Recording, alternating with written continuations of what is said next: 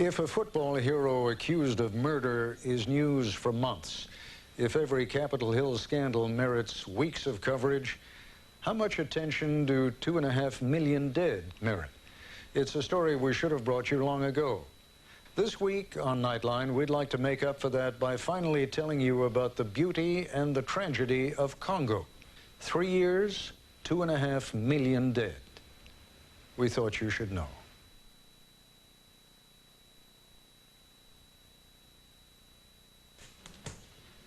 We want to tell you what we know as we know it. We just got a report in that there's been some sort of explosion at the World Trade Center in New York City. One report said, and we can't confirm any of this, that a plane may have hit one of the two towers of the World Trade Center. But again, you're seeing the live pictures here. We have no further details than that. We don't know anything about what they have concluded happened there this morning, but we're going to find out and, of course, make sure that everybody knows on the air. These are, of course, the two twin Trade Center buildings that are down at the foot of Manhattan, that they really are the beacons of New York.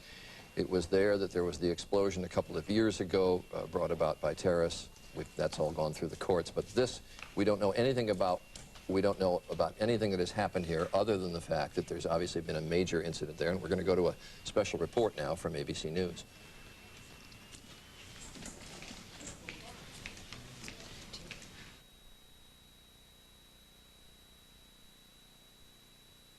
This is an ABC News special report.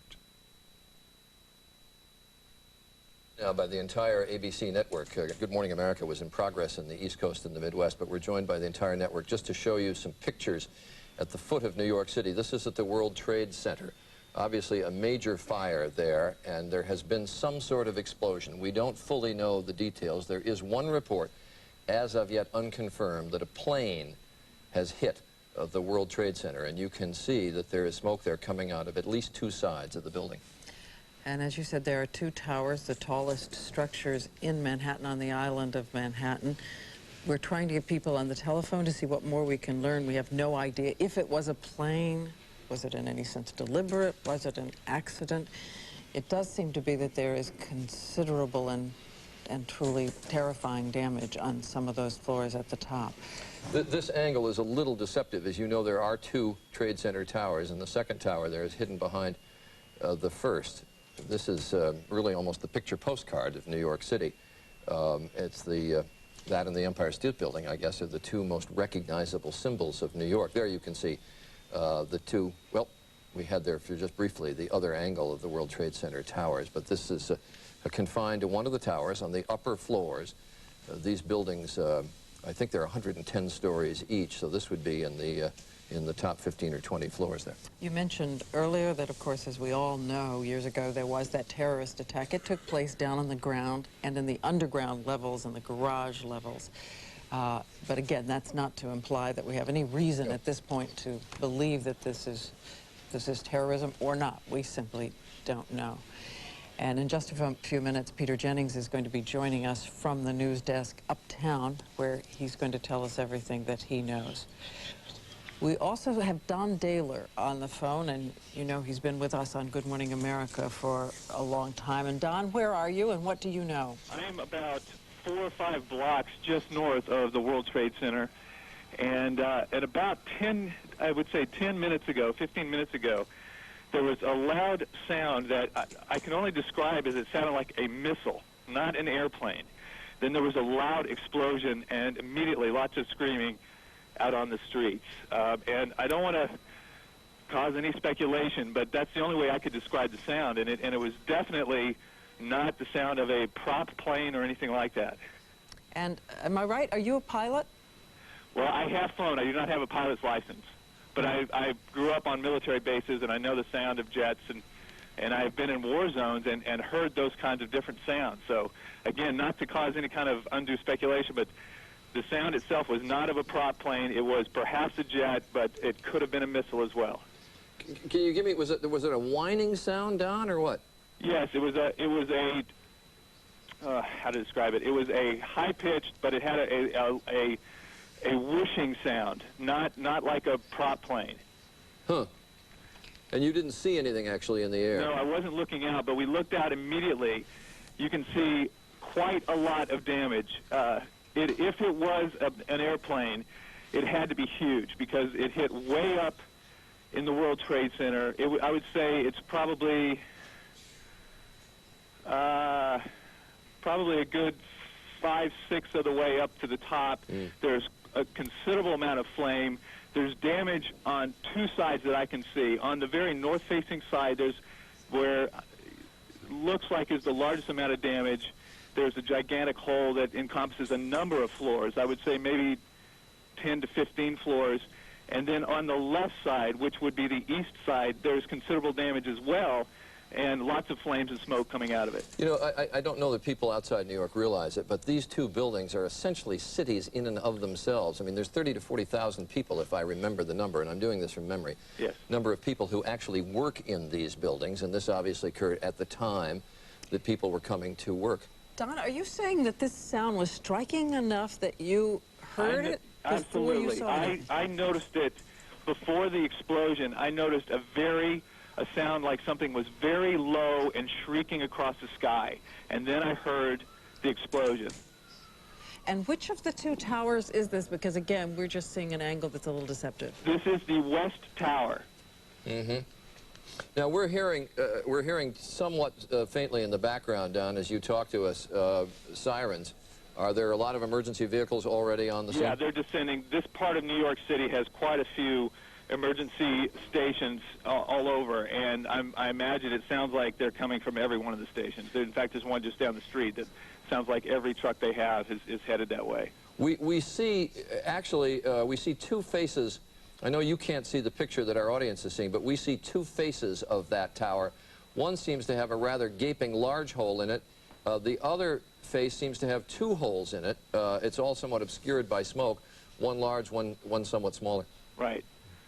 And, of course, we know there are a variety of offices there. There are financial offices there. There are advertising offices, all kinds. We can only hope that since it is still a little bit early in New York, that maybe on some of those floors, some of the offices were still not open for business. You can now see there on that one side, well, you can see flames now coming actually out of two sides of the building, and I'm minimizing actually the number of openings that are on those two faces of the World Trade Center. There's multiple, it looks like, holes with fire or openings still going on.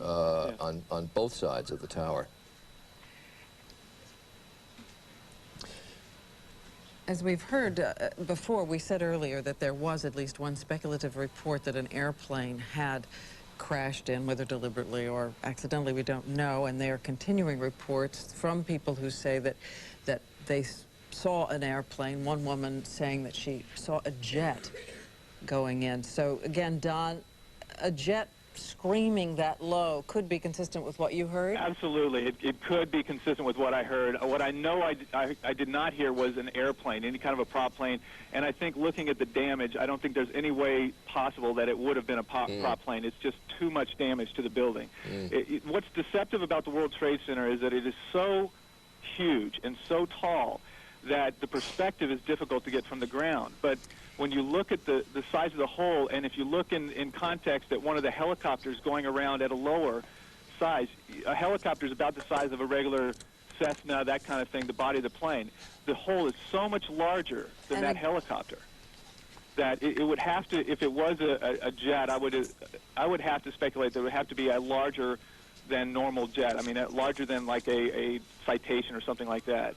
It's just such a gigantic hole, and it blew out the other side. And again, these buildings are almost a city block size building. So for it to have blown in this hole on the north side as well as the west side, it had to be a gigantic explosion. Well, obviously we don't know if this was if it was a plane, and I underline if it was. We don't know if it would have been deliberate or accidental. We know so little now other than what we can see from these pictures. But the interesting point is there are a number of small airports around New York where passenger corporate jets or private jets will land and take off. And it's not uncommon, if you have ever visited the World Trade Center, when you go up to the observation platforms at the top, you can look down on airplanes that are either coming in for landings or taking off from New York airports. But all pilots who fly in this area know very well where the World Trade Center is located.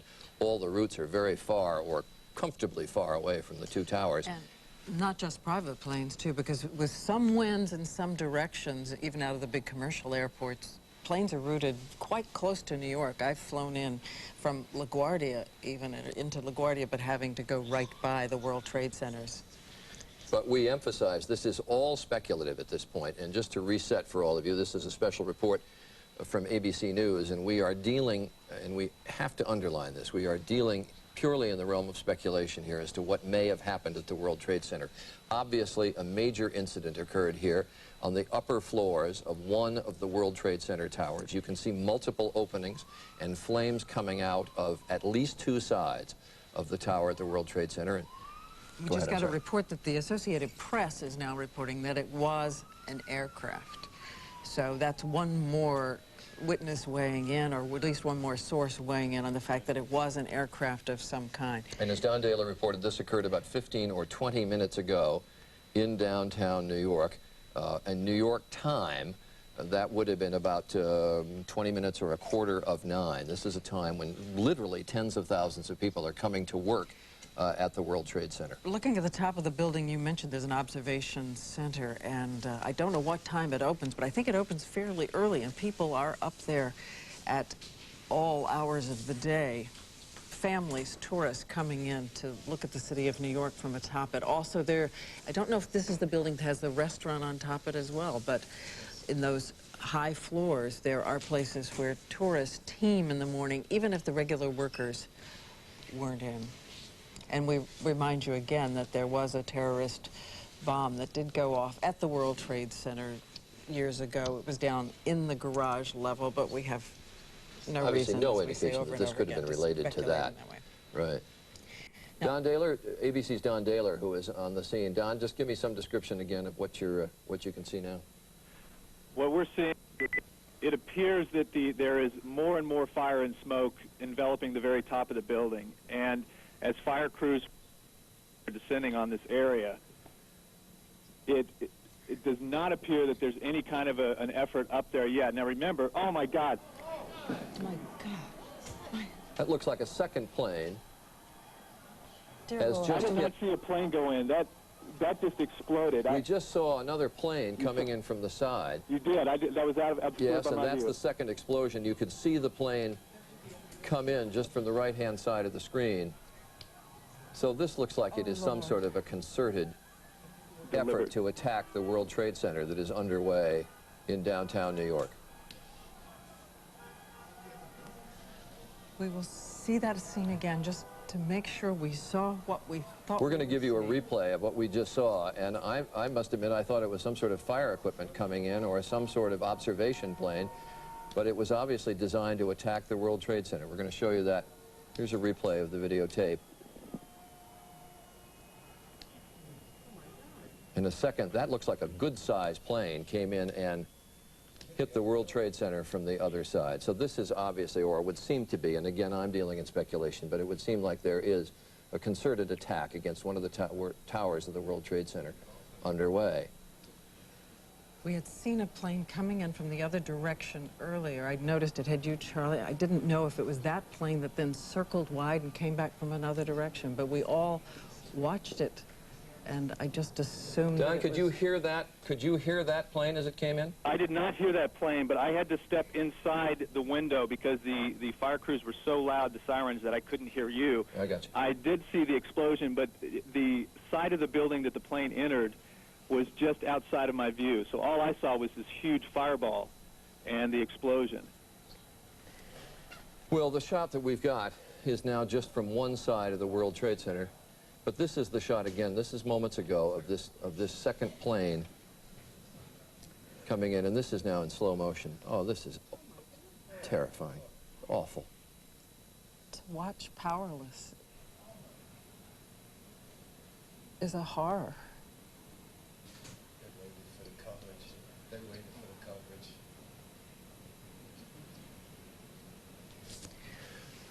All right, we're going to go back to live coverage. Now you're looking at live pictures, and there is the second fire which was brought about by this second plane that hit the tower. And Don, from everything I can see, it was the same tower that was hit the first time, right? No, it's the second tower. It's the other tower. It is the other tower that was hit. My mistake. They targeted it, from what I'm seeing on the television, from your view, the two towers are in, one is in front of the other one, but it was definitely the second tower that was hit about halfway down, not quite as high. And from my view here, it does not seem to be as big, as much damage as the original. I don't know if that means it was not as big a plane or what. I did not see the plane go in, but it's horrendous damage, but it doesn't seem to be the gaping hole through two sides of the building like on the first one. Don, from your vantage point, can you see if there are people coming out down below? I can't see the bottom of the base of the buildings. There's the wider shot of the two towers. Now, both towers have been hit by planes now in the last half hour, and again, I say we are totally powerless in knowing what's going on here, except that it would obviously appear, it can't be a coincidence like this, it would obviously be some sort of a concerted attack against both towers of the World Trade Center. This is again, we're going to show for the third time this tape of the airplane flying in and hitting the World Trade Center. This is slow motion of the plane coming in and hitting the obscured second tower of the World Trade Center. And you can see flame coming out, and I can't see the plane coming down. You know, if it just Charlie, that's a commercial-sized jet. That did not look like. No, that's a good-sized airplane. Yes. Yeah, that's not a little commuter plane. That was a good-sized jet. And I can't tell if it actually flew into the building or if it just clipped it with a wing. And if it did, of course, then there's the frightening prospect that the plane would have crashed right in the streets of very busy streets of New York. Yeah. It seems, and this is a small hope, that the fire may have gone out from the first site. I don't know if we can get the camera in close or not. It doesn't mean that the smoke isn't still terrifying and deadly. Diane, I can see from here the orange flames. The fire has not gone out. In fact, it looks as if it's encompassing a part of the building that was not initially part of the original explosion. I can see it moving over to the left side, which would be the east side of the first building, almost all the way over to the edge. The back side is totally enveloped in flames that I can see from here. Yes, with that kind of smoke, there's got to be an awful lot of flame in there. And I think all of us have thought at one point or another about the fact that these buildings, though they are so majestic as they stand above the skyline of New York, that it's very difficult for emergency workers or firefighters to fight these. We have a witness who was called in to speak to us. His name is Karim Haroki.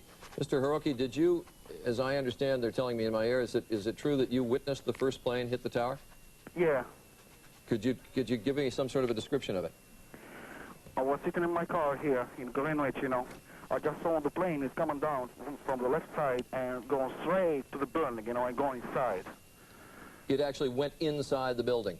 Excuse me? It flew right into the building. I saw it coming from the left, and I saw the plane coming through to the building. I go inside. It's a small plane. You say small plane. Was it a jet?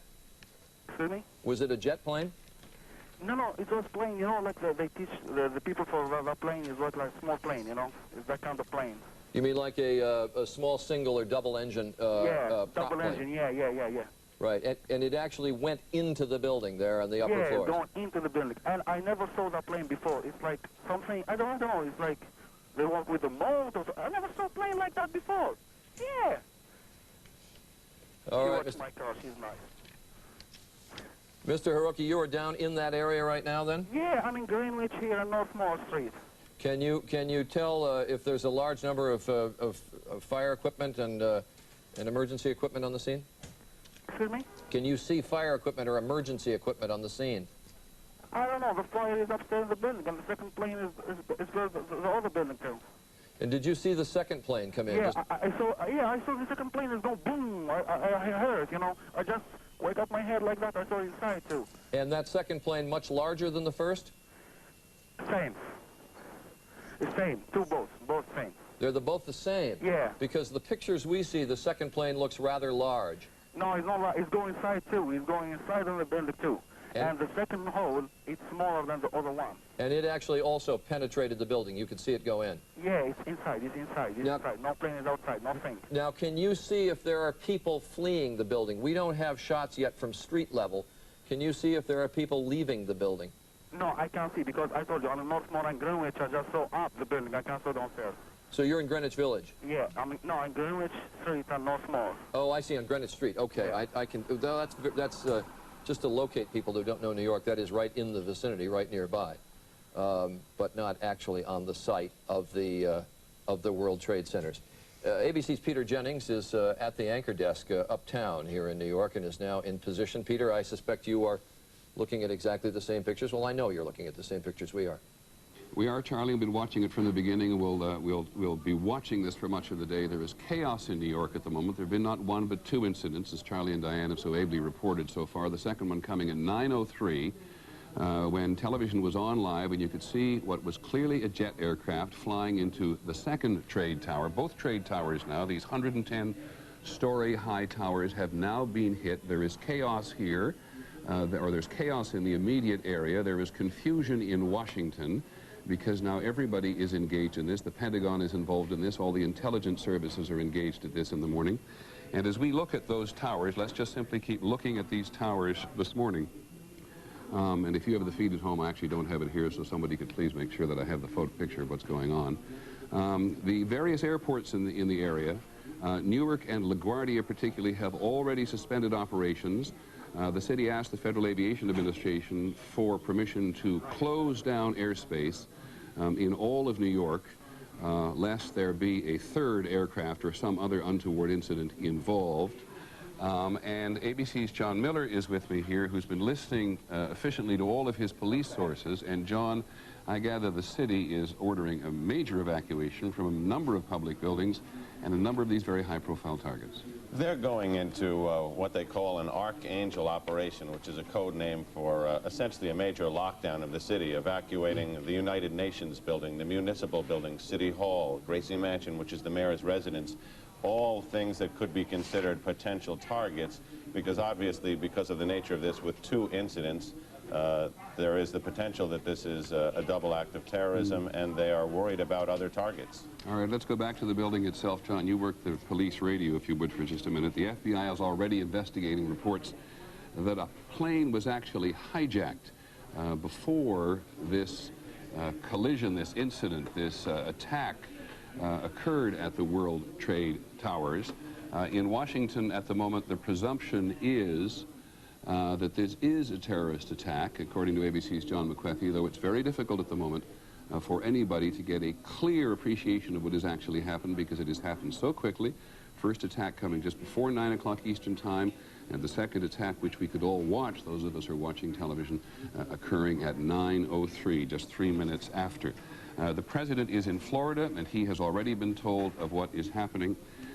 These trade towers have always been, and you may have heard it already this morning, regarded as a prime target for this particular act of terrorism. As you know, there was terrorism at the World Trade Center before 1993.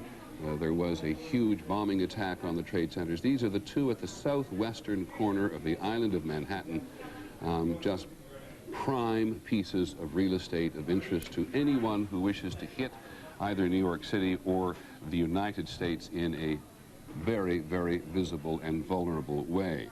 We have with us at the moment Lindsey Grimm, a witness who was in the building on the phone. Lindsey, can you hear me? Hear you.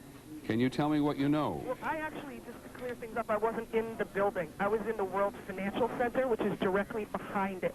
Okay. And our part of the building faces the section, the courtyard where the World Trade Center is. So we ran to the window right after we felt this kind of this sonic boom, as if it were an earthquake, and something just wasn't right. We ran to the window and somebody yelled, "Oh my God, a plane just flew into the World Trade Center. Is this what we think of as the first one or the second one, Lindsay? It was the first one, because I was actually outside for the second one. And the first one appears to have gone into the southern tower, am I correct? Correct. And this second one, did you see the second one? I had my back facing. I was running as fast as well, not running, but walking at a brisk pace away from the two buildings when I heard it, and people just started screaming and running. Now, you know the area fairly well working down there. Is 9 o'clock in the morning the time when people have gathered in very large number? People get there earlier, get there later? Yeah, I actually just happened. I usually get here a little after 9, and I happen to be here early for a meeting this morning. So, yeah, I mean, you see the general amount of traffic about 9 o'clock. Is that when it happened, right at 9? No, just before and just after 9, okay. in that there have been two. Can you see outside at the moment as to anything that's happening? I am outside. And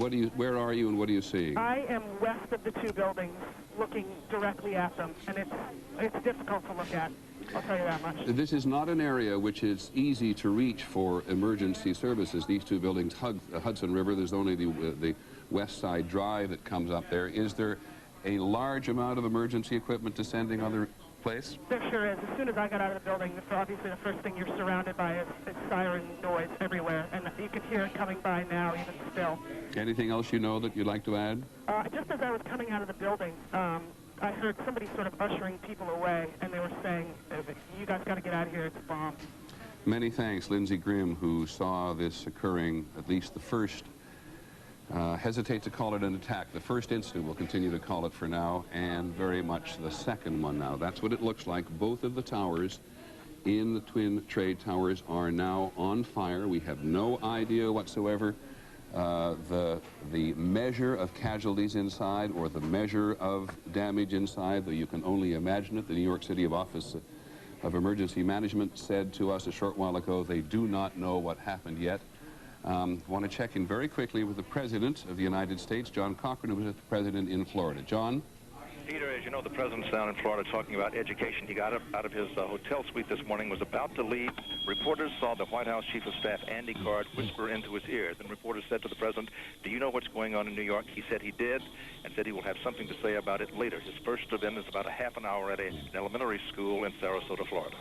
Thanks, John. John Cochrane with the President. President's in Florida today pushing his education reform. It will get wiped off the agenda today in view of this extraordinarily serious accident. For those of you who don't know, the Twin Trade Towers, and it's a popular destination for tourists when they come to New York City. It has financial offices in it. It has government offices. It has lots of access on the top, above where this incident actually occurred, where tourists come. It's one of the great views in New York City, and people gather there, certainly at the foot of the building, fairly early in the morning, to be able to go and see it. The two collisions, the two incidents have occurred about 2/3 of the way up. John Miller, we haven't, excuse me, we haven't had a aircraft fly into a building in New York, as far as I know, since just after the Second World War, when the Empire State Building. When it flew into the Empire State Building. That's right. A B-52 flew into the Empire State Building then, and this is really the first time there's been anything like that since. John, I was listening as you and Chris Isham, the head of our investigative unit, wandered up here to the rim just a short while ago to saying, one of you, I think, this is something they've been waiting to happen. Who are you talking about? What are you talking about? What we were talking about is there's been a great frustration since the bombing of the World Trade Center, which the suspects later told federal authorities were intended to take the building down, that it didn't have a larger effect. And U.S. intelligence, FBI people for years have heard that they've always wanted to try and finish that job off, to take the buildings out, and that it was another viable target. Interestingly, ironically, whatever you want to call it, the World Trade Center just hired 2 weeks ago the head of the FBI's National Security Division for Counterterrorism in New York to augment and take over their security, pretty much aware of the level of threat that this is as a symbolic target. One of the things that anybody mounting security in the World Trade Center himself will not be able to necessarily appreciate is what has happened at some distance. And there are a couple of reports, speculative at the moment, drifting around, including one on the Associated Press, which says the FBI is investigating reports of a plane hijacking just before the World Trade Center actually crashed. And John McWethy, our national security correspondent, is with us in Washington. John, what do you know? Peter, we do hear that there was a hijacking. It is not clear where that hijacking occurred at this point, but it is one of the many things that U.S. officials are scrambling to try to get a handle on at this point. Anything else, John? What happens at the Pentagon at a moment like this? I know everybody springs into action, but what do they do? What happens is there is a particular counterterrorism cell within the Joint Chiefs of Staff that goes into an emergency basis at this point. They're investigating all aspects of air traffic in the area, all intelligence that, as they sift through it, may have given them some indication that something was happening. At this point, though, there were no warnings, they say, this morning. As they go back through this information, they may cull through it and find some clue, but at this point they believe there was no warning. Thank you very much, John Wychwood. Please call us back as soon as you have something which would call into question immediately, of course, the notion of counterterrorism in an incident like this. Now, nobody who's watching television, watching Good Morning America today, for example, saw, at least those of us working on television, saw a first plane crash into the building. Much of the country watching television this morning will have seen the second plane crash into the other tower. And we have, as you can see from a distance there, until we get our cameras on the ground, producing material which we can put on the air, a pretty limited view. So we have no idea what the evacuation procedure is in the building. We do know... Difficult. We're listening in the background. At this time, all elevators are out in both towers, according to the rescue workers on the scene. They put out an urgent call for Scott air packs because they're climbing smoke-filled stairwells. They've got to go very high up to get to the target locations, and they're talking about people trapped in the smoke there. And this, of course, is reminiscent of 1993 when the explosions occurred at the trade towers last time. Exactly. John, is it standard operating procedure? You mentioned that all of the other principal government buildings in the city, Gracie Mansion, the mayor's official residence, and some of the other buildings will be evacuated. Is that a fairly standard anticipated operation? It is an existing plan that is on paper, but Peter, I have to say, it's never been put into effect in New York. This is unprecedented, and I think as this develops, you'll see similar plans go into effect in Washington and potential target buildings, because they really have to take the position that they're under some form of attack here, at least as a precaution, until they sort this out. As we wait to get a better grasp of what now becomes a rescue operation of the people in the twin trade towers, we're reminded here that the U.S. officials, according to Pentagon sources, have no warnings today of any kind of terrorist attack. And if you listen to the news on a regular basis, you hear the Pentagon warning Americans worldwide of some impending terrorist attack. And here we are in the height of commercial America, with no warning whatsoever, no intelligence whatsoever, as far as we can tell, at least in these first couple of hours. No, and all of the latest intelligence, at least the basics of which I've been scanning for months, have focused on the high potential for attacks against American targets abroad. Indeed, federal authorities and the intelligence community have reported they've interdicted and interrupted more than a dozen of those attacks by shutting terrorist cells down around the world. They've always been worried since the first attack on the World Trade Center that there would be another bold strike on U.S. soil.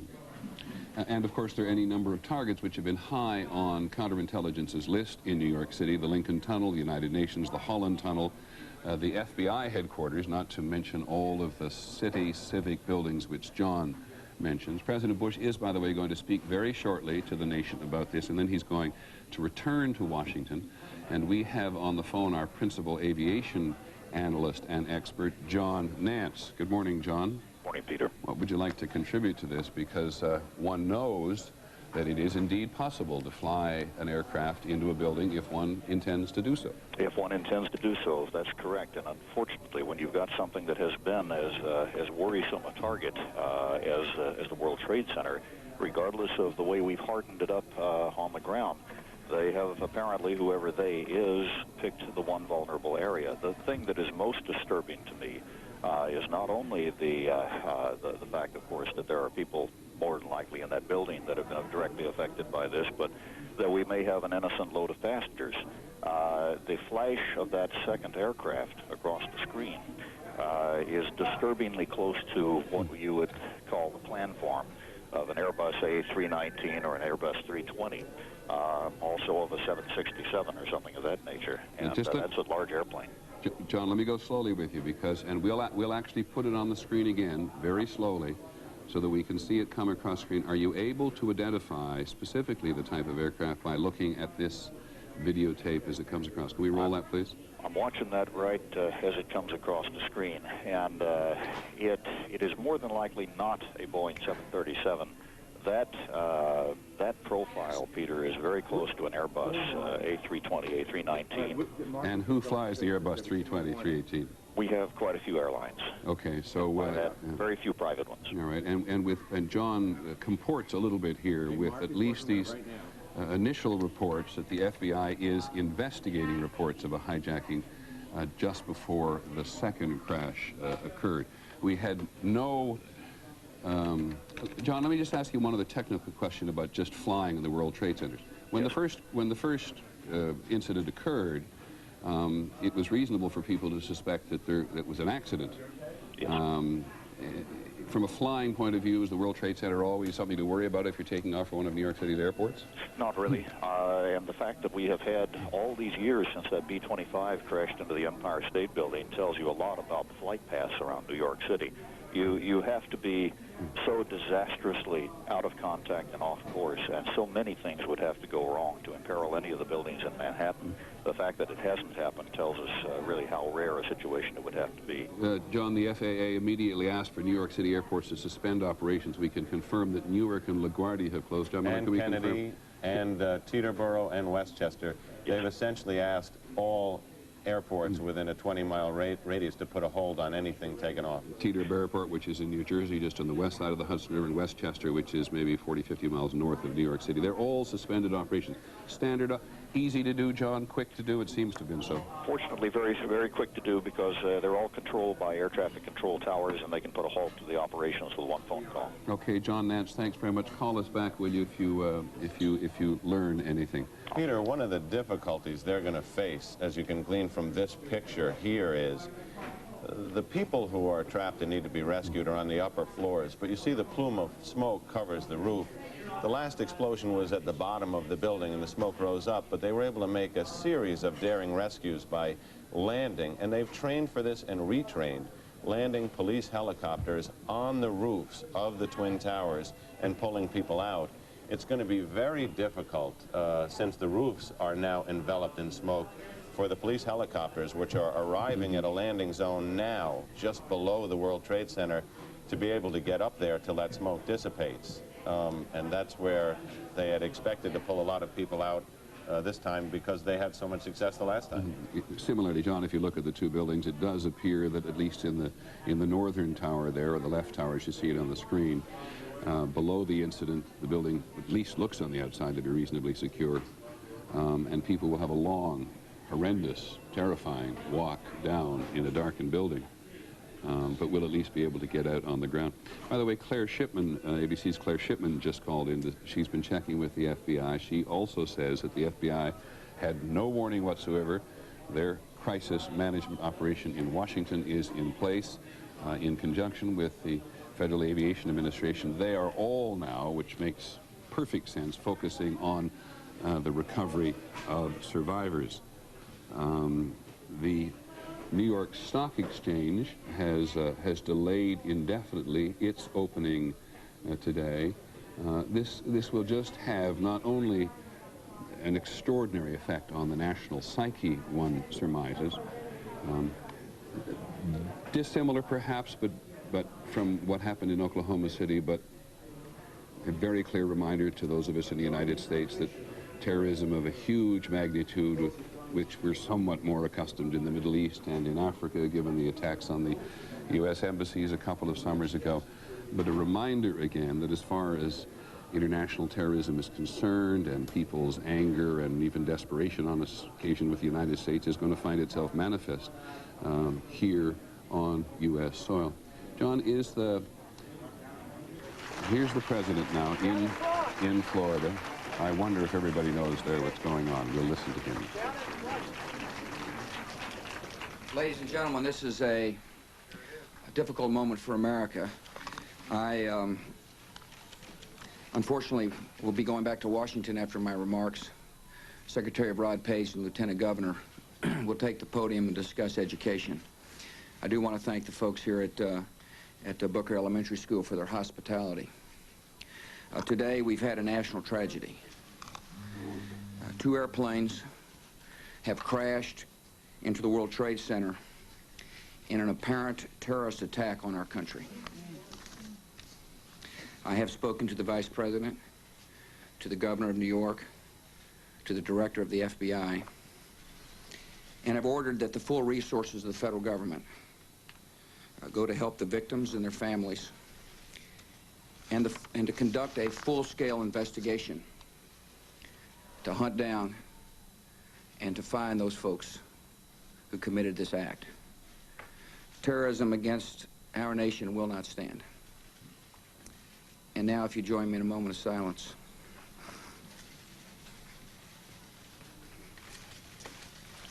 May God bless the victims, their families, and America. Thank you very much.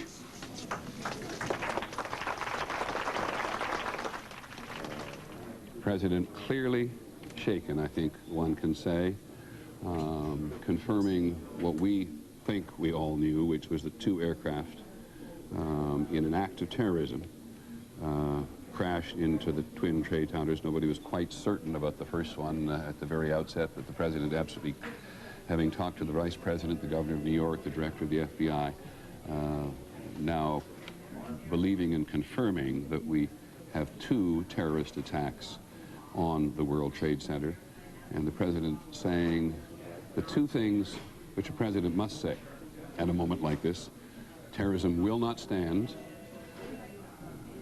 which is an important thing for him to say, but not always necessarily effective, and God bless the victims and their families. John Miller, what are you picking up on the police radio? There was a bit of a stir a moment ago because LaGuardia Tower reported urgently that there was another aircraft moving fast in the no-fly zone. Now they've contacted that aircraft and they say it's a military aircraft that's rushed to the scene to enforce the no-fly zone and literally be a presence in the area in case there is another plane headed for the building, so that there'll be some at least armed aircraft up to confront it. Just think for a second, John, how you have drawn an extraordinary parallel. We think of no-fly zones as being in southern and northern Iraq, where the Iraqis are not allowed to fly, and if they do fly, are going to be shot down. Now we have a no-fly zone all around the lower part of New York City, and perhaps on the northern area too. All of the areas, airports closed down, and armed American aircraft in the air to shoot down anybody else who wants to take a shot at the place. I mean, those are the reports that are coming across the radio now, and if they're true, it's quite incredible and certainly unprecedented. Well, it would also suggest, as best you can tell, looking at it from this very sort of antiseptic environment that we are all in our newsrooms, is that the reaction has been fairly quick. New York City has an Office of Emergency Management. It's over here on the west side. It's a great bunker. Which the city, ironically, it's located in the World Trade Center complex, although not in the Twin Towers. Just right next door, north of the Trade Towers, in the World Trade Center, in the other northern World Trade Center there. And on an occasion like this is not one they absolutely anticipate when they got going. They're talking very concerned with chemical and biological warfare. They've got extensive plans about that, which they very often demonstrate to the press. I'm going to interrupt myself and everybody else for a second because one of our senior producers, Mark Obenhaus, is on the phone, and he saw the incident. Mark, do you hear me? I do indeed, Peter. Go ahead. Well, I was leaving my house to go to work, and I walked down the street to go to the subway. I was at the corner of Franklin and West Broadway, and as I was approaching the subway, a tremendous roar went over my head, and I looked up immediately, and it was a plane, and much lower than I've ever seen a plane in Lower Manhattan. And it was a large plane. I couldn't identify it as anything specific except that it was a commercial jet, certainly. And then my eyes followed it because this is approximately 15 blocks from the World Trade Center, and it just slammed right into it and was completely engulfed by the by the building. It was extraordinary. No wings flew off, nothing like that. It just went directly in, creating this sort of cavern-like hole, and suddenly then big flames started protruding from it, and then of course smoke, and then debris started just catapulting. And of course the area that we're in, there's a great deal of foot traffic, and people are just approaching and beginning to just gasp at just the sight of the building itself. Even if they hadn't seen it, the actual incident, the actual impact, just the sight of this huge building engulfed in flame with this massive cavernous hole in the side of it. And we stood there, I can't tell you the amount of time, I would estimate about 15 minutes. And of course there's all kinds of services coming down, fire department and so forth. And then suddenly from my vantage point, which would be north of the building, the far tower suddenly explodes in flames. Yet again, a similar kind of an event. And I now see, I've run down the street to my home where I have the television on, and I saw that too was another airplane. From our vantage point, you couldn't tell what exactly it was that hit the second tower, but it was a similar, seemingly almost like bomb blast, and with flames and debris protruding wildly from the building. Mark, let me ask you a couple of more specific questions. You now confirm for us, I think, that it was the first attack on the tower that you saw. Yes. What direction was the aircraft coming from? It was coming from the north. It was coming from the north down over Manhattan itself? Yes. It would have been flying roughly over the west side. I'm on, as I say, West Broadway, which is probably a quarter mile from the river. So it was on a direct path north, from the north, into the north tower. Do you remember whether it had 2 engines, 3 engines, or 4 engines? I do not. It was very quick. It struck me, you know, the profile, the body of the plane was of such scale that I immediately identified it as a commercial jet. It happened so quickly I couldn't tell whether it had windows on the side or what. I mean, it could very well have been some sort of a transport plane, but it was a large plane. As opposed to occasionally down here, you do see smaller prop planes or smaller aviation stuff that flies around here, sometimes doing movies and things like that. But in all my years down here, and I've lived down here for about 20 years within walking distance easily of the building, I've never heard anything like this, and that's why I just immediately glanced up and just followed the track of this sound and this huge plane that was swooping over my head. Could you see any markings on it whatsoever? No, I did not. It was too quick. I can't give you any kind of identifying help on what it was. Do you remember what color it was? My impression was that it had a tan coloration to it. However, the sun, it was very low in the horizon, and I think kind of orange, and it may have been simply the color of the sun reflecting off a silver exterior. I really am not sure of that. Okay, Mark. Anything else? What's the mood in the environment down there at the moment? As if it's not hard to imagine. And everyone who glimpses it close up, it's quite different seeing it from the ground than on these television pictures that I'm now looking at, because it's close to you and you see what the impact must have been like, and you see the kind of devastation that has incurred by the buildings, and it's just frightening is perhaps even too mild a word. Okay. It's absolutely just a horrible sight. It reminds you of the worst kind of effects in movies that, you know, you're reassured watching a movie that it's an effect, but this is not. Well, Mark, you and I were supposed to have a meeting not long from now. We'd prefer you to go and work the story, if you would, and call us back as soon as you can. I will indeed.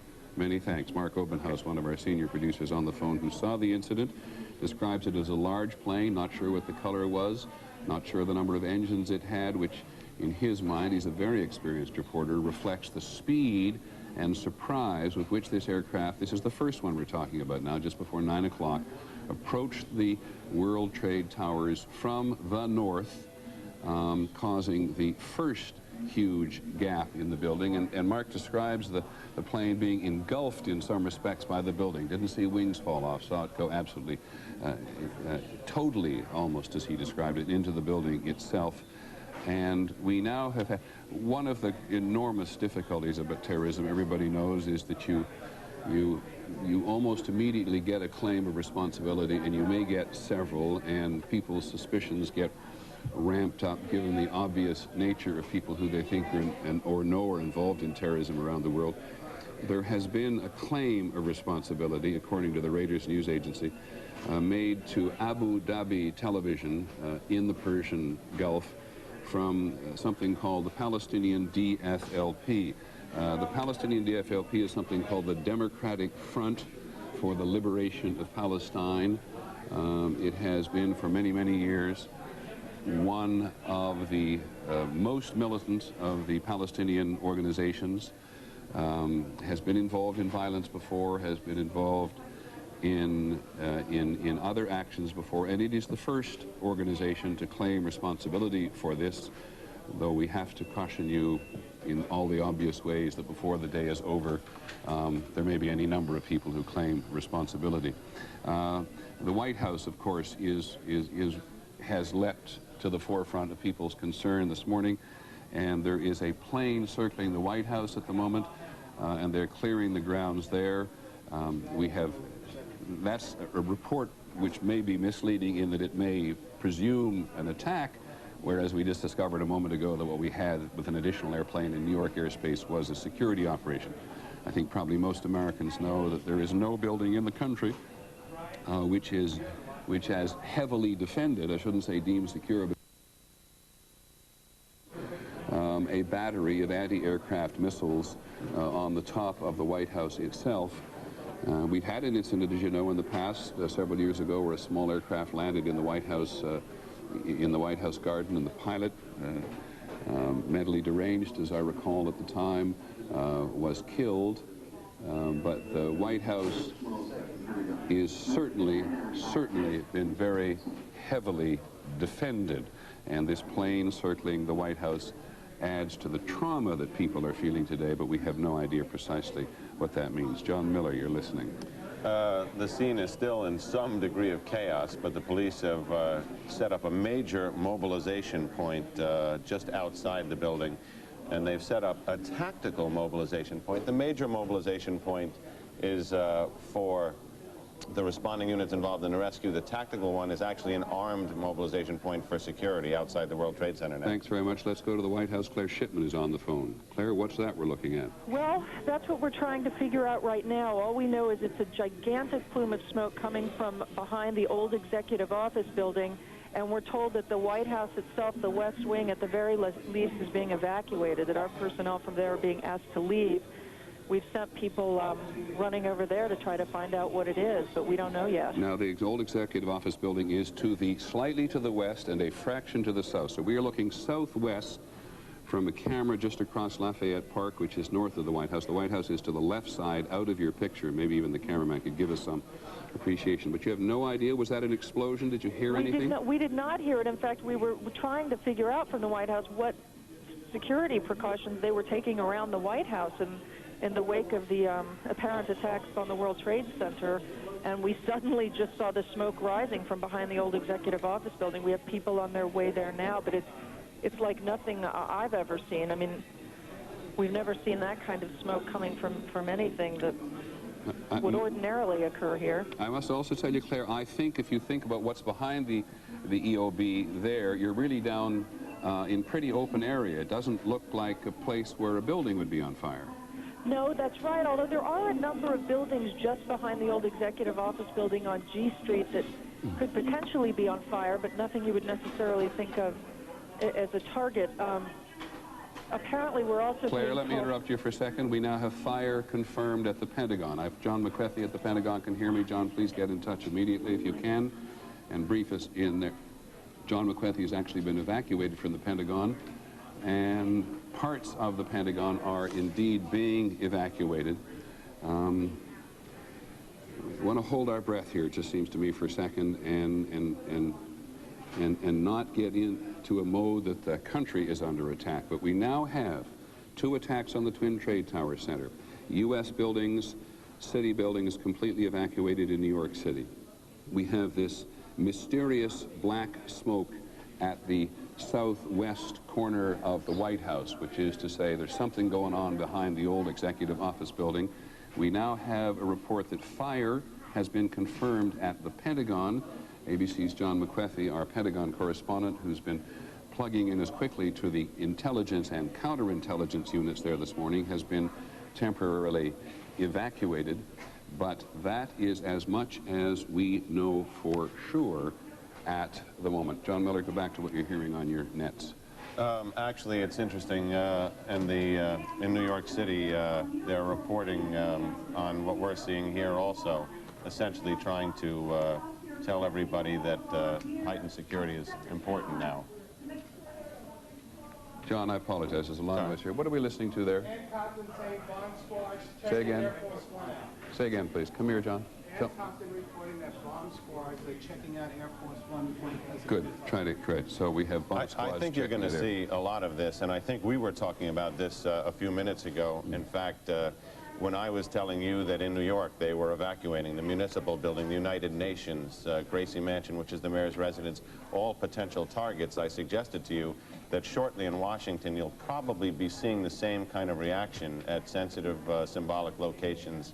And apparently that's become more than a concern, but perhaps a reality. Okay, we do know, or at least the Associated Press is now reporting, that an aircraft crashed near the Pentagon, and the West Wing of the White House, as Claire Shipman told us, was evacuated amid these threats of terrorism. I guess what's, first of all, let me go to another eyewitness. ABC's Bill Blakemore, one of our senior reporters, has been an eyewitness to the New York incident. Bill, you on the phone? Yes, I am, Peter. Go ahead. I'm down at 12th Street. It looks like we're more than a mile north of this very surrealistic site, and business has completely come to a stop here. Looks like throughout lower Manhattan, people standing in the streets, cell phones aren't working. A few of these phone booths, such as I'm talking to you from now, are working. One man just shaking his head said to me a few moments ago, I was supposed to be at a meeting in the building at 10:30 this morning, and then I saw the second plane hit the tower in this flash of light. There's a complete cessation of regular life. There's one delivery man standing here looking like he doesn't know where to go with this stack of beer crates. So all of lower Manhattan is just standing in the streets on this sunny morning looking at this unrealistic sight in front of us, this gray smoke coming out of the Trade Center. Okay, Bill, talk to as many people as you can. Call us back when you can. I want to let you know we're going to get back to ABC's special coverage, but we ourselves, what started in New York is now happening in Washington. We want to get more into that this morning. That's right. I'm Carol Costello. Don Hudson. We want to go live to Sam Ford right now. He is live at Reagan National Airport with an update on the air crash at the Pentagon. Sam Ford, tell us what you can. Well, Carol, as you can see, there's this huge cloud of smoke behind me, and that is the location of the Pentagon. We had come here to National Airport to, continue our coverage of the situation in New York because the airports had been shut down. No sooner had we gotten here and stopped the car than we looked up, and there was this cloud of smoke billowing from the Pentagon. There had been a traffic accident here at National, and a number of emergency vehicles were dealing with that. Then suddenly we saw this, and I would say within a couple of minutes, they were all tearing out of here, heading toward the Pentagon. We asked folks here. One of the police officers told me that he had heard a plane had gone into the Pentagon. Obviously, more of the situations in New York. People here are extremely nervous, and some are saying that they wanted us to leave this area. We don't know if they're going to shut down the airport or evacuate this place. If this is a concern, at this point, people are still here, but there is concern about the safety of this place. Obviously, with these bombs going off or planes crashing into buildings all over the place. But that's it here. As you can see the smoke, and you can see, paper flying about. Yes, Carol. Sam, a question for you. We understand that there is a tail section of a plane sticking out of the Pentagon, and a plane did hit the Pentagon. Is that true? Well, at this point, Carol, we are at National Airport, so all we can really see is the flame. Now, I understand we have some photographers over at the Pentagon. I cannot tell you exactly, but from our vantage point, we see smoke. Sam, if I can interrupt, we do have an eyewitness who actually saw this event take place. They're on the phone with us now. Is it Mr. or Ms. Gurman? Mr. Gurman. Okay, Mr. Gurman, tell us what happened. I saw a big explosion, a ball of fire. My window right, and I looked at it. It was a big ball of fire and the smoke coming out.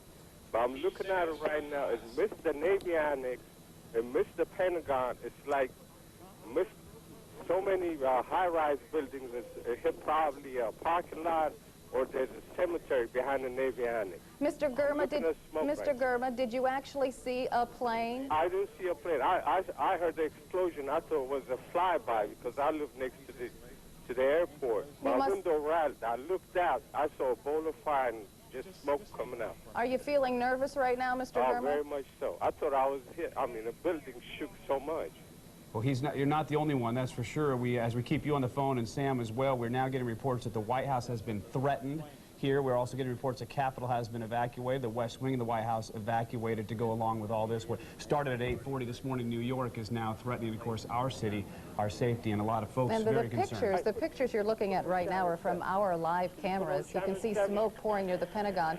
Mr. Gurma, do you want to add anything? I can hear you're still on the phone with us. I'm trying to get out of here because I live a few miles from the Pentagon. Okay, you get going, Mr. Gurma. We understand. Thank you for joining us. Let's go to a White House shot that we have right now. The White House West Wing has been evacuated, as we understand. We know that President Bush is not there, but he is on his way back to Washington. You can see the armed guards on top of the White House keeping watch. But at this point, they, as well as we, don't know exactly what's going to happen, but everyone is on standby, as you might expect. And as you mentioned, in case people are wondering and didn't see President Bush in Florida for an educational issue down there, he made a brief announcement about this and said he was on his way back here to deal with it, and of course saying that the terrorist acts will not be tolerated and that they will be looking into it. But after he made that comment is when it happened at the Pentagon. At that time, only the two planes had crashed into the Twin Towers, the World Trade Center in New York. We wish you could tell you more about what's going on in our own backyard at the Pentagon. We don't know if there were any injuries. We do know there was a construction scene on the scene at the time. We do know when they heard something explode, they turned around and they started to run. We do not know if anyone inside the Pentagon or around it was hurt. Okay, we have another person on the phone. Janet, are you with us? Yes, I am. We understand that you witnessed this plane, a plane crash into the Pentagon? Yes, sir, I did. Tell us exactly what you saw. Well, I live in a high-rise building just outside of Roslyn, and I was actually glued to the television, and I have an office here, and it's all glassed in, and I saw a plane just coming right in front of my window, flying at a path that the commercial planes do not fly. Not coming into the direction to land at National Airport. How big was the plane? It certainly looked larger. Every once in a while there's a flight path difference for smaller private planes that come in. This was not a small private-looking plane. It looked more like sort of a commuter-type plane. And you said it was sizable, yeah. And then you said it was headed directly to the Pentagon. Yeah, it was heading in the direction of the airport, and I thought, this plane is way too low, and there's no runway that it goes in that direction, and it didn't turn at all. And I just, as soon as I saw it, I knew it was way too low and not on a flight path that I'd ever seen before living here. Okay, and what did you hear? I couldn't hear anything from where I am. I just saw the plane just disappear out of my sight beyond the trees, and then I just saw massive billows of smoke. And then a few minutes later, I heard it was, and it basically is obviously right where the Pentagon is. I can't see the Pentagon. It's covered with trees. Are you in a safe place right now?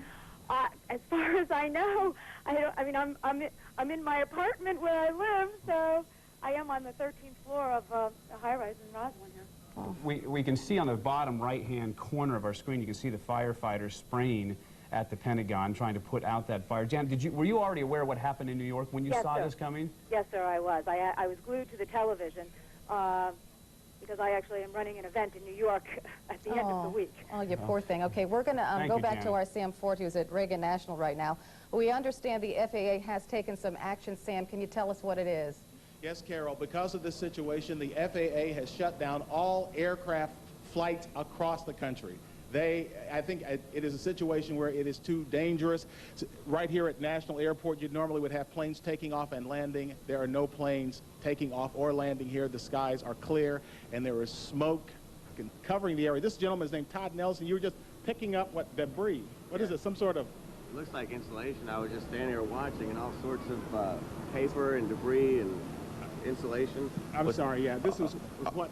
All sorts of paper and debris and insulation were just flying down, landing on us over here, and it's just amazing. Yeah, some sort of insulation or some sort of debris that appears to have come from the Pentagon crash coming through the air. You could see papers flying through the air, things like that.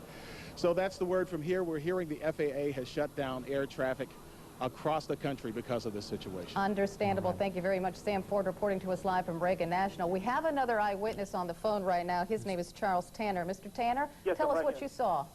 I was in the, I live at the Overlook Apartments, and I was doing some exercise with jump roping, and this plane came increasingly fast, almost close enough to, it headed this direction to hit the building that I'm in, which is an 8-story building, but it was aiming for the, in the direction of the Pentagon, and then all of a sudden I see this puff of smoke, and I just ran over to Columbia you didn't Pike actually to get a better view of it. So, Charles, you didn't actually see it hit. You just saw it to a point, and then you saw the smoke? I just saw this plane coming very, very fast, going in that direction as I was listening to you guys talk about what happened at the World Trade Center. And where you live, obviously, it's close enough to Reagan National, but that's not the type of flight path you normally see. Right. Well, I'm closer to the Pentagon than to Reagan National. Okay, but obviously planes flying over there on a daily basis. This is usually not the flight path of any aircraft. Mr. Tanner, we do have more information about exactly where that plane crashed. We understand right now from the AP that it crashed near a helicopter landing pad near the Pentagon. So as far as we know, it didn't crash directly into the Pentagon. From where you are, Mr. Tanner, are you okay? Are you safe? Well, unless, of course, the plane decides to hit this building, yes, I think I'm very safe. Can you believe that this is happening in Washington, D.C., Mr. Tanner? I want to say yes and no, okay, because of different terrorist activities and things of that nature, and because of what happened at the World Trade Center, I would say that it doesn't surprise me. I'm just a little shaken that it has happened. And I'm not sure when we talk about that helicopter pad, if it's the one that's on the west side where you drive by all the time on the main street, that you can see if there's another one there as well that a lot of folks go by on a daily basis. We quickly want to recap before we return it to ABC News. The State Department has now been evacuated. The White House has been evacuated. The Capitol has been evacuated. There was a credible threat to the mansion, which I'm talking about the White House here, and so the entire White House has now been evacuated. Of course, this all started in New York about 8:40. We want to go back to ABC News and allow them to continue their coverage of this entire and unbelievable incident that's going on. I'm Don Hudson along with Carol Costello. We send it now back to ABC News. Just before 9 o'clock, and the second one was after that. And John Miller, you're listening. Actually, it's interesting. There's no way to characterize any part of this as fortunate, but if you look at cities who are prepared to handle an incident like this, and as you've seen New York's emergency response to this, it is probably one of the few places that is prepared with the kind of equipment, response, and rescue efforts that could actually address something like this, and Washington is probably the other. Immediately when this happened, the entire emergency service unit, which comprises hundreds of specially trained cops, was mobilized to the scene. Now a triage center for the injured has been set up just around the corner from the World Trade Center. It's an incredible scene down there with a tremendous amount of equipment. The Federal Aviation Administration has actually gone even further than it did a few minutes ago. It was asking all planes not to take off. Now the FAA has ordered all aircraft currently in the air over the United States to land at the nearest airport. Now you can imagine what may be happening, or what they think might be happening in some part of the country, that there is somebody else on some aircraft coming from somewhere or going somewhere with evil intentions, and so all aircraft currently in the air over the United States have been ordered to land at the nearest airport. I think what you're going to see... Hang on a sec, John. I just want to check one thing, because one of the very first people the President talked to was the director of the FBI, and Pierre Thomas, who covers the Justice Department and the FBI for us, has been here. They may think they prepare for this kind of thing, Pierre, but man, it must have been a shock. Stunning shock. The FBI Special Operations Center is now in full alert. The FBI extremely concerned that there would be additional attacks. Normally when you have a situation like this, they immediately get on the line with the CIA, the various intelligence agencies, trying to get a sense of who might have been planning something. But right now, the first order of business is to protect against a second attack, third attack. The feeling is normally when you have this kind of situation, there will be more attacks almost immediately. Let's go to the trade tower again, because, John, we now have what do we have? We don't... Wow. It looks like a new plume, a new large plume of smoke. Now, it may be that something fell off the building It may be that something has fallen. We don't know, to be perfectly honest. But that is what you're looking at, is the current. That's the scene at this moment at the World Trade Center. Dan Dahler from ABC's Good Morning America is down in the general vicinity. Dan, can you tell us what has just happened? Yes, Peter, it's Don Dahler down here. I'm 4 blocks north of the World Trade Center. The second building that was hit by the plane has just completely collapsed. The entire building has just collapsed, as if a demolition team set off. When you see the old demolitions of these old buildings, it folded down on itself, and it is not there anymore. That should be it. It Thanks has very much, completely Dan. collapsed.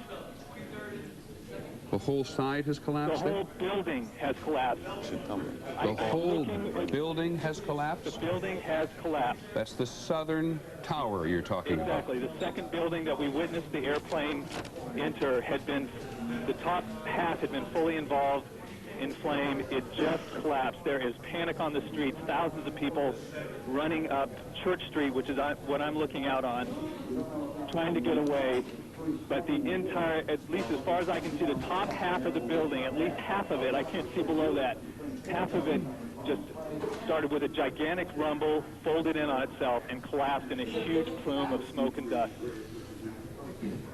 We're talking about massive casualties here at the moment, and we have,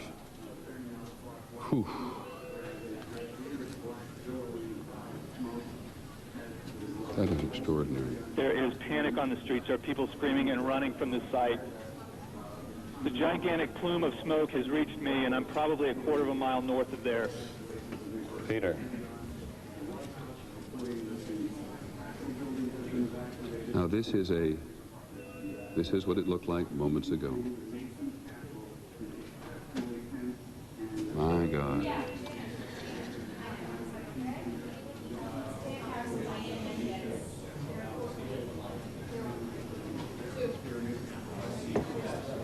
The southern tower, 10 o'clock Eastern time this morning, just collapsing on itself. This is a place where thousands of people work. We have no idea what caused this. If you wish to bring anybody who's ever watched a building being demolished on purpose knows that if you're going to do this, you have to get at the under infrastructure of a building and bring it down. Peter? Yes, Dan. What appeared to happen from my vantage point, the top part of the building was totally involved in fire, and there appeared to be no effort possible to put that fire out. It looked like the top part of the building was so weakened by the fire that the weight of it collapsed the rest of the building. That's what appeared to happen. I did not see anything happening at the base of the building. It all appeared to start at the top and then just collapse the rest of the building by the sheer weight of the top. There was no explosion or anything at the base part of it, but I did see that the top part of it started to collapse. The walls started to bulge out, bricks, glass things coming out, and then it collapsed in on itself, and it appeared to just fold down from there, from the very top. Thanks, Don, very much. Just looking at that, I don't know why, but when was the last time the United States was attacked in this fashion? It was Pearl Harbor in 1941. John? From the scene now, there's obviously massive casualties. Usually during these things, there's a little bit of a high pitch, but basic calm over the police radios among the emergency workers. I can hear them screaming, signal 1013, which is the police code for help, calling for help at the triage center, where other people who are already injured have been injured more, confirming that the building has collapsed. Dozens of officers, more civilians are injured. And we don't know, although I'd have to suggest, given the size of that building, what progress the evacuation was in of the tower that collapsed. Yes, Pierre Thomas. One thing I might add is that in recent years, the U.S. government has been preparing for massive attacks, but it's been primarily focused on biological, often bombing attacks. One of the things I have not heard discussed at all in government circles is the notion that someone would hijack a plane and perhaps fly it into a building. So one of the questions that I'm sure that will come out of this, if this indeed is a terrorist attack, is what kind of defenses did the U.S. have in place to deal with an event like this? Well, we talked about that even, Pierre, just before you came and joined us, because at the Emergency Management Center, which is just literally in the same complex as the trade towers, they talk at great length about their preparations for a biological, a chemical warfare attack, how they closed tunnel. I mean, they've been very efficient, taken it very seriously for many years. I'd be a little surprised if the notion of an airborne attack on a United States target had not been discussed. But the notion of the intelligence services knowing absolutely nothing of what is going on today and saying openly right away they had no warnings whatsoever is, and you say something very important, if this is a terrorist attack. We just keep saying that on a repeated basis. Not having any notion whatsoever of what's going on is to be reminded not only of the efficiency of terrorism, but just reminded of the efficiency of terrorism. It's ironic. There's a chilling story. Lou Sholaro of the FBI, who was part of the capture of Ramzi Youssef, who was the mastermind of the last bombing of the World Trade Center, told me this story, that he was flying over the World Trade Center in a helicopter with the suspect Ramzi Youssef next to him after he was captured in Pakistan. And as they passed over, Lou Sholaro nudged him and said to Ramzi Youssef, you see, it's still standing. And Ramzi Youssef smiled and said to the FBI's assistant director, it wouldn't be if I'd had more money. This was... In other words, more money to buy explosives, more money to run a more efficient operation than the one he ran from New Jersey in '93. Exactly. And I mean, we may have seen the second coming of that plan. John McWethy is on the phone at the Pentagon. Hold it, let me just... John McWethy, we've now heard reports that 3 planes have been hijacked today. Can you confirm that? Jack McWethy at the Pentagon? Okay, then let me go quickly to someone named Don Wright, who saw the plane crash into the Pentagon. Don, are you there in Washington? Yes, I am. Can you tell us what happened? Yes, it was about 9:35, and I was looking out our 12th floor windows at 1600 Wilson Boulevard in Roswell, Virginia, and I watched this. It looked like a commuter plane, 2-engine, come down from the south, real low, proceed right on and crashed right into the Pentagon. Went directly into the Pentagon? That is correct. Looked like a deliberate act? A deliberate act, sir. And can you tell me what direction it came from, Don? It came from the south. Came from the south, up along the river, across the land? It came from the south. Okay, and did you happen to look at your watch? We thought it was just a little bit before 10 o'clock. Well, I was watching ABC News, watching the Twin Tower, and about the time I saw the plane, I watched it come in very low over the trees, and it just dipped down, came down right over 395, right into the Pentagon. And are you fairly sure that it was what we sometimes describe and recognize as a small commuter plane? Yes, it was. Good, Don. Thank you very much. Appreciate your help. You're Don very Wright, an eyewitness to the crash at the Pentagon. Now, we have had, as I said, reports today. There are hundreds of reports flying around, and so we beg your indulgence on us saying as often as we do, these are reports. They're sometimes unconfirmed. They're sometimes confirmed. We'll try to make it absolutely clear what we absolutely know and what we're uncertain about. There are now reports around of 3 aircraft having been hijacked today. So we have at least, because we've now had eyewitnesses to 3 apparently deliberate aerial assaults involving the aircraft themselves, 2 on the trade towers in New York City, and 1 on the Pentagon itself, just described by Don Wright as a small 2-engine commuter plane which came up from the south. And we now believe that 3 planes were hijacked, 2 of them from Boston and 1 from somewhere else. We are not yet sure precisely what's happened. John, you're listening. Just to clarify for people, John, who's one of our leading reporters on crime, knows New York City probably better than anybody in many news divisions. I cannot tell you where that happens. That's either U.S. Air Force or Navy aircraft, fighter aircraft, now on patrol in what we've described as the no-fly zone over New York City today, lest there be one more attempt. John, go ahead. They've continued evacuations in the area now. They're evacuating Battery Park City, which is a large apartment complex taking up many blocks across the street from the World Trade Center. And they've evacuated the federal court buildings where the terrorism trials of Ramzi Youssef and others were held. Anything that could be a symbolic target is now being emptied out in New York. New York is going into kind of a lockdown mode. I think you'll also see in Washington the same kind of air patrols have been scrambled around principal buildings there. Okay. We have on the phone one of those people who makes his living analyzing terrorism. Kyle Olson, do you hear me? Yes, I do. I wonder if on a day like this anybody wants to be thought of as an expert on terrorism. Be that as it may, and assuming that, and knowing that much of the country is shocked at the apparent breadth of this, are you? Well, you know, this is the kind of attack that has fallen more into Tom Clancy novels than into actual response planning. Having said that, we've been anticipating for a long time. We've wondered why it's been so relatively quiet. The suggestions of Osama bin Laden's involvement. What has he been doing since Cole? Other groups out there with a real or imagined grudge against the United States. The nature of the event is shocking. The fact that it's happened is not. Thank you very much, Kyle. Really appreciate it. Kyle Olson. Yeah, one quick thing. Yeah, go ahead. One quick thing. The suggestions that are floating around out there right now. There's apparently this claim from the Democratic Front for the Liberation of Palestine.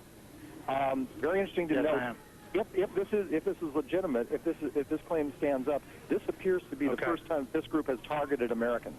This group has primarily steered away from the more extreme end of the violence scale. They focused less on suicide bombings, more on gun attacks and that sort of thing in the territories against Israelis. Well, if this holds up, this is a very different tactic. Well, if it is true, and of course the Democratic Front for the Liberation of Palestine was very much involved in attacking aircraft in the 1970s, which carried Americans. So certainly would accept your notion that it's a recent attack on Americans. Thank you, Kyle, very much. You bet.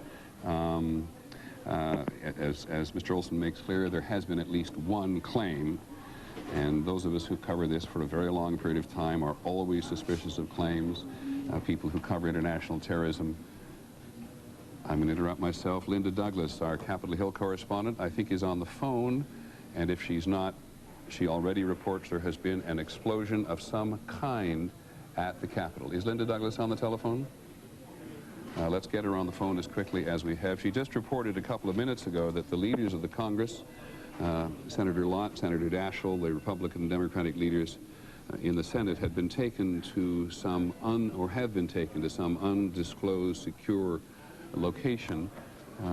Our general assumption is that there's no panic involved in this, that somebody in the Capitol building, as someone in the White House, has a book which says that when these things happen, Kerr Thomas, maybe you can confirm this for me, when these things happen, there are certain modalities which you behave, and as you see the hierarchy of the American political establishment and military establishment being attacked, you want to protect the chain of command. Absolutely. The first thing they try to do is get everyone in secure positions so they can gather information and make decisions about what to do next. One of the things that law enforcement officials had been planning for is the notion of a multi-tiered attack, an attack occurring in multiple places simultaneously. Because one of the things they've talked about is that terrorists want to project more fear, as much fear as possible, and one of the ways you can do it is to have this notion that attacks are happening on multiple fronts. Yeah, well, and we've never seen anything like this before in the United States, of course, and in fact, not seen anything like this in my recollection. I've been doing this for 30-some-odd years. I don't recall any multitude of attacks. We've had 2 or 3. We've had 2 suicide bombers in a short period of time in the Middle East. We had the 2 embassies in Africa, in Kenya and in Tanzania, the attack 2 summers ago in the United States. But the notion that terrorists, either an organization or organizations, plural, should be able to mount a concerted effort against the United States in this way, causing in this instance so many casualties, in the instance of the trade tower certainly so many casualties, is going to astound people in the political and military and intelligence establishment. Absolutely. The notion that you could have multiple attacks like this, they had been planning for it, they had not seen it This is a extraordinary escalation, one that they were predicting would happen, but no one would think that would happen this quickly. Okay, John Miller? I think... let me just interrupt. I apologize again. We're now looking at a helicopter over the Pentagon. That makes perfect sense this morning. But given the fact that we're all sensitive to the presence of any aircraft, that was a helicopter that just flew across the screen. That is, and as we had at least one eyewitness said this was an attack on the Pentagon from the south. He described it quite confidently as resembling a commuter aircraft, which is to say smaller than a small private aircraft and not as large as a commercial jet. It may have been a prop jet. It may have been a jet, but it's a smaller version of the jets which so many people in so many middle-sized American cities are now accustomed to seeing. In terms of the realm of terrorism, this is going to be a real first test, literally by fire, for the Bush administration. You recall, after the embassy bombings in East Africa, the Clinton administration waited about 10 days and launched a missile attack against the camps of Osama bin Laden, who they felt confident at that time they could say was responsible for it, and who's since been charged in it. In this case, I think this ratchets up. Excuse me. This is the Pentagon we're looking at now, according to my monitor. And again, it is hard to grasp what part of the building. We do not know if they're in the courtyard or outside, but you can see that a fairly considerable amount of damage has been done. We do not know whether these are offices or storage areas. The Pentagon is full of many thousands of people every day. The Secretary of Defense, Donald Rumsfeld, has been saying only yesterday and today that he wants to reduce the bloatedness, as he put it, as he alluded to it in the military and the bureaucracy. But this is the great home of the military bureaucratic establishment. John, before I come back to you, Dennis Cross is on the phone. Dennis, do you hear me? Dennis Cross, do you hear me? Yes, I can, Peter. Dennis, I understand that you were in the World Trade Center when either this or these attacks occurred. Am I correct? That's correct. It was, I guess it was slightly before 9 o'clock, and I work on the 36th floor in One World Trade Center. I work in the insurance industry. Probably hundreds of people in my industry in both of these two buildings. And what happened? As I was... Hey, Dennis, just let me stop for a second. Somebody is trying another telephone on this line. Could they please not do that while we listen to Mr. Cross? Thanks. Go ahead, Mr. Cross. Go ahead, Dennis. Essentially, I was, sort of at my desk working, general office activity, and felt an enormous... I almost felt like an earthquake. Like I could literally feel and see things in the office moving and the floor moving. Immediately after it was some sort of explosion or something, there was an enormous volume of debris and paper. It almost looked like a dirty parade. All of this material just falling down. I was looking out the south side of One World Trade, and everybody in the office was kind of screaming, kind of gathering in the middle, and I went to the window, and I immediately saw one woman who appeared to be motionless, laying on the roof of a lower building next to me. At that point, everybody started to gather their things. They were trying to evacuate people down the stairwell. And did the electricity go out in the building? The lights flickered a couple of times, and then it was weird. It was kind of like there was one sort of rush, and then shortly after that, there was another one. I don't know if it was maybe the other tower or if it were elevators in the inside, sort of just dropping to the floor. Are you aware that one of the Twin Trade Towers has now collapsed on itself? Yeah, I'm about probably 5 blocks from there on the corner of Greenwich and Warren. And as we looked at it on the screen here, Dennis, we could see the smoke from this collapse just sweep, billow forward through the lower blocks of Manhattan. Did you have a sense of that? Completely. I was, at that point, I'm a little bit northwest, certainly north, maybe to the west side of Tower 1, and I was trying to get to Broadway. My wife works on the other side of downtown here. I'm still trying to get there, but the smoke, I couldn't see. It was a wall of smoke, and if you were in it, you couldn't see. If you were out of it, you could just see the wall of smoke. It was, How never difficult? seen anything. I'm sorry for interrupting. How difficult was the evacuation? I'm sorry, say that again, Peter? How difficult was it to evacuate the building from at least from the 30? There were 110 stories in the building. I would say that it wasn't It wasn't extremely difficult. It was just slow going down a somewhat narrow stairwell.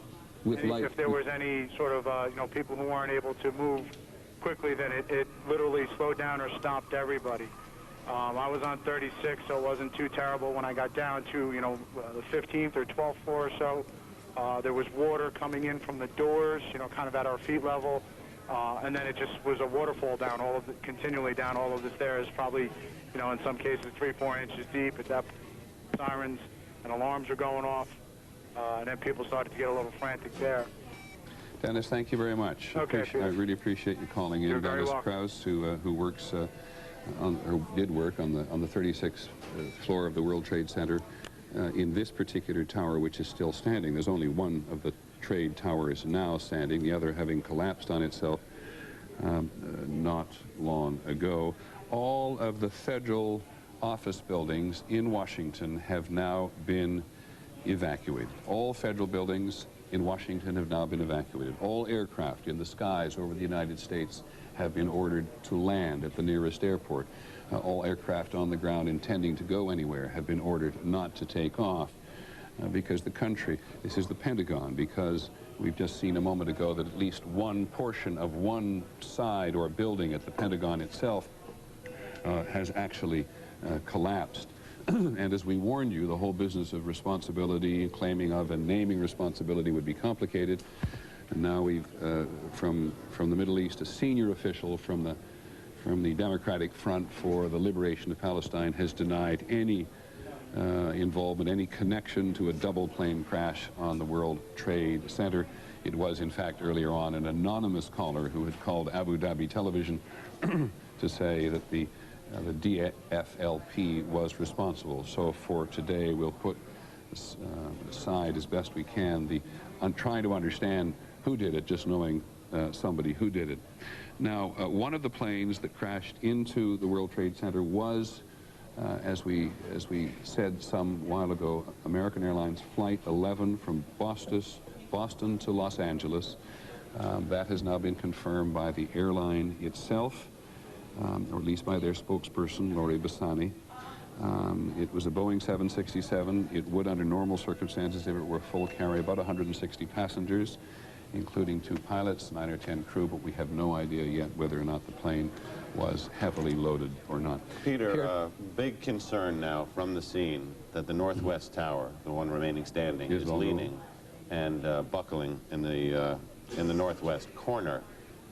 They're moving back the mobilization areas, and they're cordoning off the area in a much wider zone now, because obviously they are now concerned about the possibility of a second collapse. I'm still desperately confused, John, about what may have caused the building to collapse. As you watch the videotape, it appeared to buckle from the middle, from the point of impact and collapse, which, with no background in architecture, I don't know about the structural vulnerability, but as you see, debris starts to fall away. Then it cracks, and then it just goes straight down. And now they say that the other tower is leaning. If you look at some of the pictures, it appears to be on a slight angle to the right. Yeah, they say the fire is also spreading downward now through the tower. And I think there's a real decision to make there. I have not been able to hear whether they're keeping people in there to fight that fire, or they're just leaving it empty to let the fire burn itself out, because they're going to have a real problem with people in there if it's in jeopardy. At the same time, New York firefighters have a reputation of staying until the very end, and if there are civilians in that building which need to be rescued, and clearly there are, then there's no way the emergency services, I can imagine, are going to pull out at this point. And if the elevators are disabled from that height, there's no fast way out. Precisely.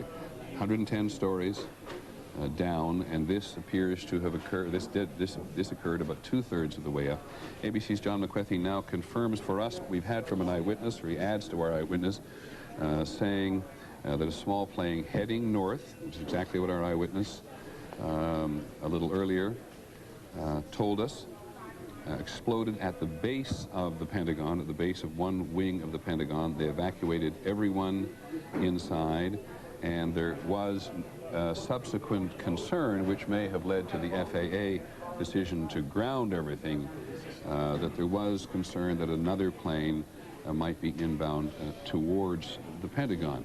And by grounding everything, of course, by ordering everything to be grounded on all radio channels to all aircraft that are flying in the area, it puts the military, Pierre Thomas confirmed for me, it puts the military in a position to take aggressive action, as the White House did when other aircraft had come close in the past. Absolutely, absolutely. What it allows them to do is to get a better sense of incoming. If you're ordering everything down, you're essentially clearing the sky so the Pentagon can see what's coming in. Another question that they have to look at here is whether any of these planes might have been laced with explosives to cause the additional collateral damage once the impact occurred. Yeah, these in every instance, well, I shouldn't say in every instance, certainly in the instance of the Pentagon, it looks more than a single aircraft just exploding on the ground. But again, we don't know precisely the size of the aircraft. We won't speculate on that. But Lisa Stark, who covers aviation for us, confirms that it was American Flight 11 to Los Angeles. There were 90 passengers and crew on board. And there was a second plane. Help me understand this not. So we believe that the two aircraft have flown into the trade towers. Both belonged to American Airlines. And they had both been hijacked. And there were 90 passengers and crew on the first plane and 60 passengers and crew on the second plane. That is if there's any doubt about that, someone please contradict me, but that is the report I am getting from our people who cover the Federal Aviation Administration and air travel in general, that there were two aircraft hijacked for this attack on the twin trade towers, now the single trade tower in New York City. And on the first, they were both flights to the West Coast from Boston. And the first one had 90 people and a crew on board. And the second had 60 passengers and crew on board. I beg your pardon. The second plane was not hijacked from Boston, but from Dulles Airport, we're being told, which of course is outside Washington. And we do not know if that was the... I'm going to make this absolutely clear because this reporting gets muggy. We've now reports of two planes from American Airlines, one from Boston, Flight 11 to Los Angeles, which we believe is one of the aircraft that went to the trade towers. We have a second plane, American Airlines Dulles to Los Angeles, with 60 passengers and crew, and that is certainly bigger than a small commuter aircraft, so it may also have been involved in the near thing. We'll do our best to hand that down as well. Senior law enforcement officials in Washington now tell us that a car bomb has exploded outside the State Department. That's it's a report now from the Associated Press, about to confirm it with our own people at the State Department, though everybody in Washington has been evacuated from their buildings, that a car bomb has now exploded outside the State Department. And John Miller, I see you writing quite frantically on something else. It's at the scene now at the World Trade Center because of the concerns of the structural stability of the remaining tower. A temporary headquarters mobilization point triage center was set up at Stuyvesant High School, which is about 2.5 blocks up and slightly across the street. Now the concern is that if the building falls, if the second building falls, that it will be falling in that direction. So they are now evacuating their own command post and triage center, and they have to find an even further zone to move that to. Something that is striking about this today is that this is indicative of, with a car bomb at the State Department, a plane crash into the Pentagon, two planes designated to crash into each tower of the World Trade Center, bringing one down. It connotes the level of planning and sophistication and extreme logistical ability that probably makes this singularly the largest, most well-coordinated act of terrorism, not just in U.S. history, but probably in modern times. In modern times. Yeah, unprecedented. It's going to be... And every time you say that, I'm going to go immediately to Washington now, but every time you say that, I keep thinking of how we are told time and time and time again by the Pentagon and by the State Department that they know something's going on in the world today. They seem to have the problem at the North Tower, Peter. Let's look at the North Tower quickly. Seems to be coming down. Oh my God. The second tower.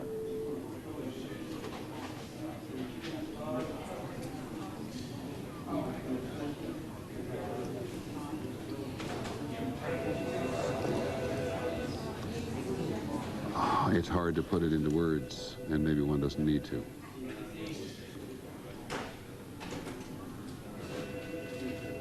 Both trade towers, where thousands of people work, on this day, Tuesday, have now been attacked and destroyed, with thousands of people either in them or in the immediate area adjacent to them.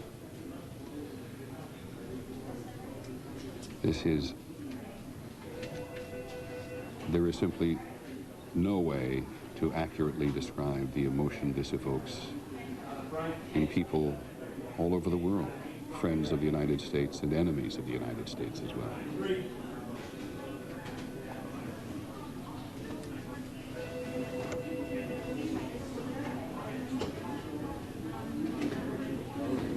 John Miller, very briefly, you said to us just a few minutes ago that this was their concern, that they thought after the first tower went that the second one was vulnerable. There was constant intelligence that terrorist organizations, and specifically that financed by Osama bin Laden, was trying to mount another series of attacks against the United States. Of course, they thought of the symbolic targets. The most symbolic was the World Trade Center because it had been attacked yet not brought down. And it seems that those concerns that even caused the World Trade Center to hire a senior FBI counterterrorism official just weeks ago to try and beef up security have come home to roost. It's also interesting to say that there is no type of security which would have prevented against this today. Well, that may not, I was going to say that may not altogether be true, because security operates in waves and concentric circles out around the world. Now we've lost the picture from there, so now we have it again. Well, wherever you are in the United States or in the world today, you can, the landscape of New York City has just been changed. And one has to assume that thousands of lives have been extinguished. And it may be presumptuous to say thousands, but thousands of people work in these buildings, and given the difficulties of evacuating these buildings where, as we've said several times, the elevators may not have been operating and were not operating in at least one tower, tower number 2, the first one which is to go, that is the second attack on the southern tower, the first higher on this end of town, but both those towers have now gone. And here's a picture that doesn't exist anymore, because that's not a live picture anymore.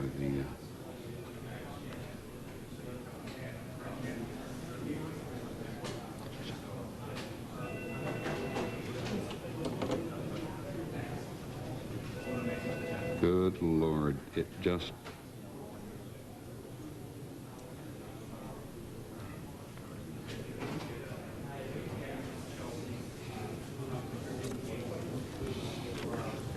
Now, can I ask where this picture is from? Do we know where this is? This is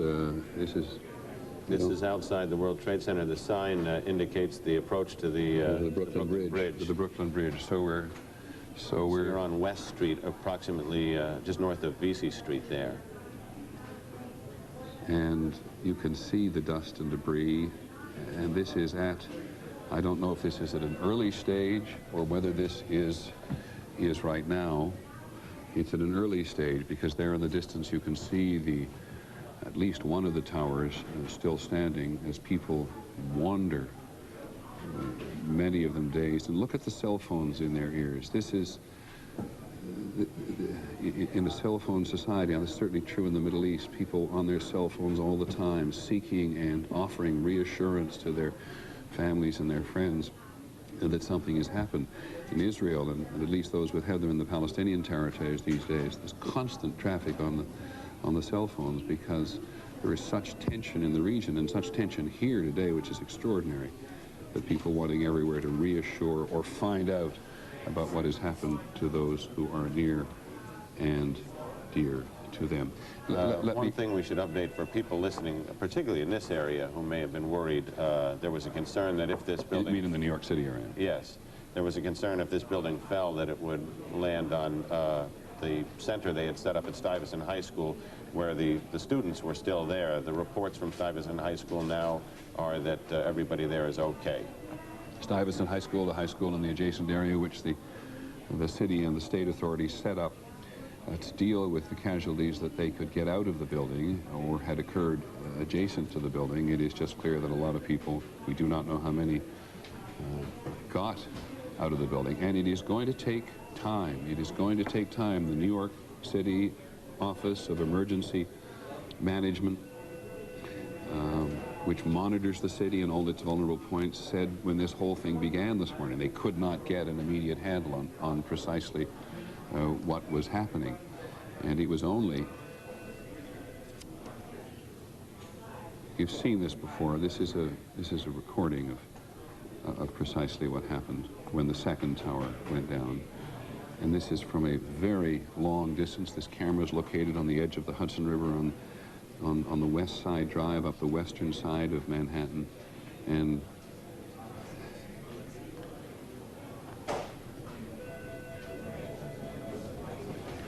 I cannot say this is something that people never believed they would see in the United States, because, of course, Oklahoma City was when we all had that reaction, when Americans experienced terrorism in the heartland for the first time, believing in many cases that it all happened somewhere else.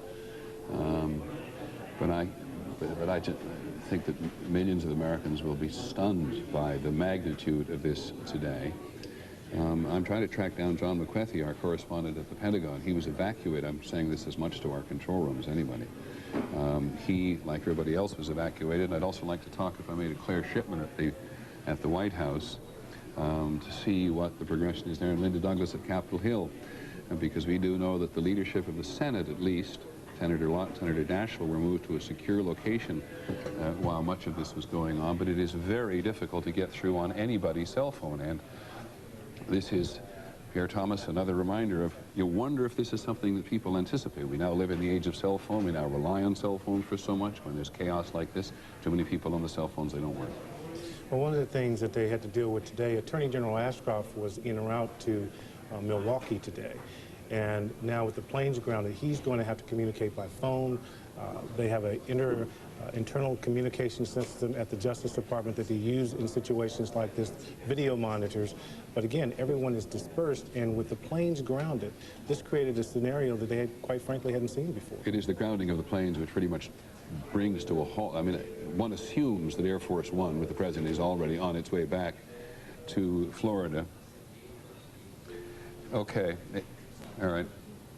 Thank you very much. ABC's John McWethy is on a cell phone at the moment, and while he cannot hear me, somebody can tell him to start talking, please, and we'll listen.